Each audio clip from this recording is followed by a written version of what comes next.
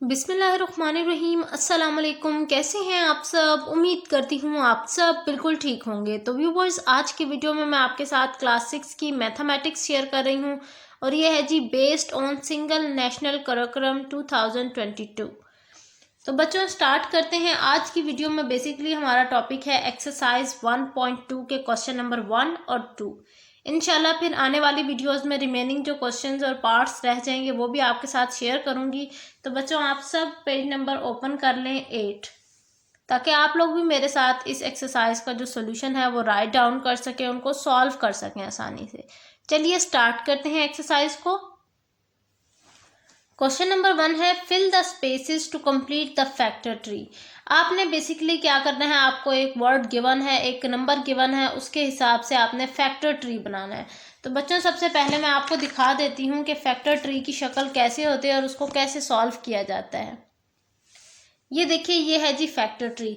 अब जैसे सबसे पहले 36 लिखा हुआ है। अब 36 के आगे इन्होंने देखिए दो बनाए हुए हैं, दो पॉइंट्स बनाए हुए हैं, और इन दोनों पॉइंट्स के अंदर आपने क्या लिखना है, आपने कॉम्पोजिट नंबर्स लिखने हैं, यानी जिनके मजीद और फैक्टर्स बनते हों, एक से ज़्यादा फैक्टर्स बनते हैं, वो नंबर्स लिखने हैं जो कि कॉम्पोजिट नंबर हों और फैक्टर हों 36 के। तो 36 के दो फैक्टर हैं 2 और 18। अब 2 और 18 जो है, यानी इनमें से जो 8 है, 18 जो है वो आगे में आगे जा रहा है, यानी किसी और पर भी डिविजिबल हो रहा है। अब 18 किस पर डिविजिबल होता है? 2 पर भी डिविजिबल हो रहा है और 9 पर भी। जो सेकंड फैक्टर बेसिकली आपने बनाना है ना, वो तो मस्ट आपका कॉम्पोजिट नंबर होना चाहिए। और कॉम्पोजिट नंबर जैसे मैंने आपको समझाया, वो नंबर्स हैं जो कि अपने ऊपर भी डिविजिबल हों और इसके अलावा मजीद दो और नंबरों पर डिवाइड होते हों। ठीक है, जिसके मजीद और दो से तीन फैक्टर जरूर हों, तो उन्हें कहते हैं कॉम्पोजिट नंबर। चलिए अब कुछ एक्सरसाइज की तरफ देख लेते हैं कि एक्सरसाइज में हमने किस तरह से फैक्टर ट्री कंप्लीट करना है। सबसे पहले 20 है। 20 जो है किन किन टेबल्स पर जाता है? 2 पर जाता है, 5 पर जाता है और 10 पर जाता है। तो आपने इस साइड पर तो 2 लिख दिया। और दूसरा नंबर मैंने आपको बताया, आपने कॉम्पोजिट नंबर लिखना है, यानी वो नंबर लिखना है जो कि इटसेल्फ अपने ऊपर भी जाए और उसके अलावा वो दो फैक्टर्स और बनाए। तो ये देखिए जी, अब 10 जो अब 20 के कौन कौन से फैक्टर थे हम साइड पर लिख लेंगे, 2, 5 और 10। इसमें 2 जो है वो तो एक हमने इधर लिख लिया, क्योंकि जाहिर है वो हमने कहा है कि वो जो 2 है ये इटसेल्फ अपने ऊपर जाता है, तो इसीलिए एक तो प्राइम नंबर, ये हमने लिख लिया प्राइम नंबर। अब इन दोनों में से आपने देखना है कि कौन सा नंबर है जिसको हम कहते हैं कि ये कॉम्पोजिट नंबर है। तो जो 10 है वो इसमें कॉम्पोजिट नंबर है। वो कैसे कॉम्पोजिट नंबर है? यानी क्योंकि 10 जो है वो इटसेल्फ आगे डिविजिबल होता है 2 पर और 5 पर। उसके आगे दो फैक्टर्स बनते हैं ना, एक तो वो इटसेल्फ है वो, और उसके अलावा दो और फैक्टर्स बनते हैं, तो यानी कॉम्पोजिट नंबर है, इसीलिए हमने 10 लिख दिया।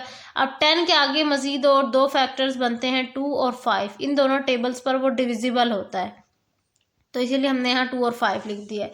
सेम इसी तरह 105 का है। 105 काफ़ी सारे टेबल्स पर जाता है, 5 पर भी जाता है, 3 पर भी जा रहा है, 35 पर भी जा रहा है। तो हमने क्या करना है, हमने सिर्फ दो फैक्टर्स लिखने, एक वो फैक्टर जो कि सिर्फ प्राइम नंबर है और दूसरा वो फैक्टर लिखना है जो कि कॉम्पोजिट नंबर है। कॉम्पोजिट नंबर लिख दिया, 35 है कॉम्पोजिट नंबर, तो उसके बाद आगे मजीद 35 किस पर जा रहा है? 5 पर और 7 पर। ठीक है जी बच्चों, सेम इसी तरह से ये जो लार्ज फैक्टर ट्री है ये भी कुछ इसी तरह बनेगा। जहां जहां आपके पास रेक्टेंगल बना हुआ है, ठीक है, वहां पर आपने कॉम्पोजिट नंबर पुट करना है, और जहां सर्कल बना हुआ है वहां पर सिर्फ आपने प्राइम नंबर पुट करना है। इस तरह करके आपने कुछ जो है फैक्टर ट्री को समझना है या फैक्टर ट्री को अंडरस्टैंड करना है। अब क्वेश्चन नंबर 2 की तरफ चलते हैं, जो कि निहायत आसान है, बहुत इजी क्वेश्चन है। इसमें क्या है, इसमें आपको फैक्टर्स जो हैं वो खुले हुए मिल रहे हैं। ये देखिए 5, 5, 5, 5 और 7। आपने इनको जो है एक्सटेंड जो है इंडेक्स नोटेशन यानी पावर की फॉर्म में लिखना है। अब 5 कितने टाइम्स है? 5 4 टाइम्स है, तो हम 5 के ऊपर पावर डालेंगे 4 और मल्टीप्लाई 7। इस तरह लिख दें या इस तरह लिख दें, मतलब एक ही होता है, बस लिखने का तरीका अलग है। इस वाले तरीके को एक्सटेंडेड फॉर्म कहेंगे, इस पावर वाले तरीके को इंडेक्स नोटेशन कह देंगे। इसी तरह हमने जो बाकी 3 क्वेश्चंस हैं इनको भी जो है इंडेक्स नोटेशन की शक्ल में लिखना है। जैसे ये वाला है, इसमें 2 की पावर 2 आएगा, क्योंकि 2 जो है वो 2 टाइम्स लिखा हुआ है। 5 जो है ये कितने टाइम्स? 4 टाइम्स लिखा है, इसलिए 5 पावर 4 है। 7 3 टाइम्स लिखा है इसलिए 7 पावर 3 है। इसी तरह यहाँ पार्ट 3 में भी करेंगे और पार्ट 4 में भी सेम इसी मेथड के ज़रिए क्वेश्चन सॉल्व होगा। इंशाल्लाह नेक्स्ट वीडियो में आपके साथ क्वेश्चन नंबर 3 और 4 का सोल्यूशन शेयर करूँगी। मिलती हूँ नेक्स्ट वीडियो में। अपना बहुत सारा ख्याल रखिएगा, मुझे दुआओं में याद रखिएगा और वीडियो को ज़्यादा से ज़्यादा शेयर ज़रूर कीजिएगा। अल्लाह हाफिज़।